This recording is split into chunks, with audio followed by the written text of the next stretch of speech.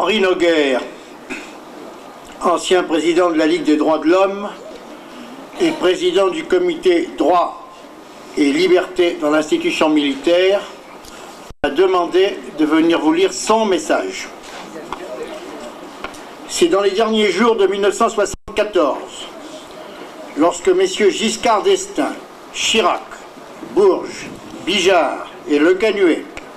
ont fait arrêter de jeunes soldats et des militants syndicalistes et les ont déférés devant la Cour de sûreté de l'État, qu'est né sous l'égide de la Ligue des droits de l'homme le comité droit et liberté dans l'institution militaire. Présent dès le premier jour, actif et assidu jusqu'à son dernier jour,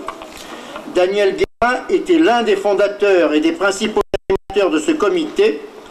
et le meilleur hommage que nous puissions lui rendre est de promettre ici, en ce lieu symbolique, que ce sigle cristallin et narquois, le GLIM, continuera de résonner aussi longtemps qu'il le faudra aux oreilles de tous ceux que notre action dérange.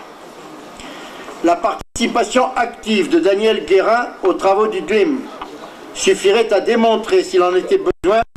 la diversité des composantes de ce comité. Il y côtoyait volontiers, lui, l'antimilitariste à tous les sens du terme,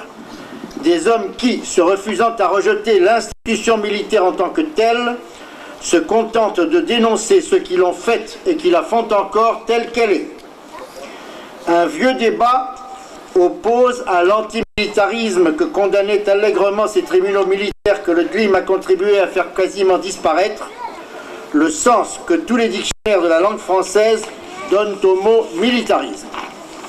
Ce débat n'est jamais venu altérer la volonté d'action commune au sein du GLIM entre ceux qui croient possible et utile, comme Jaurès, une bonne institution militaire et ceux dont était Daniel Guérin qui n'y croient pas. C'est parce que le GLIM s'est toujours placé au-dessus de cette divergence et parce que Daniel Guérin nous a donné dans ce domaine de multiples preuves de son esprit tolérant qu'il m'a paru normal, ne pouvant malheureusement me dégager d'obligations antérieurement acceptées, de demander à un vice-amiral d'escadre, qui est aussi l'un des fondateurs et des principaux dirigeants du GLIM, d'apporter notre dernier salut aux militants antimilitaristes et communistes libertaires qui nous a quittés. Lorsque j'ai rencontré Daniel pour la première fois, c'était il y a plus d'un demi-siècle au temps du Front populaire. Il était alors aux côtés de Marceau Pivert, un de ceux qui disaient « tout est possible ». L'histoire s'est chargée de nous apprendre que tout est toujours possible, certes, mais dans les deux sens. L'histoire et les combats que nous avons menés, pas toujours les mêmes combats et pas toujours ensemble, mais en respectant toujours ceux qui, avec rigueur, accordaient leurs actes à leurs idées. Daniel Guérin fut de cela, et notre amitié,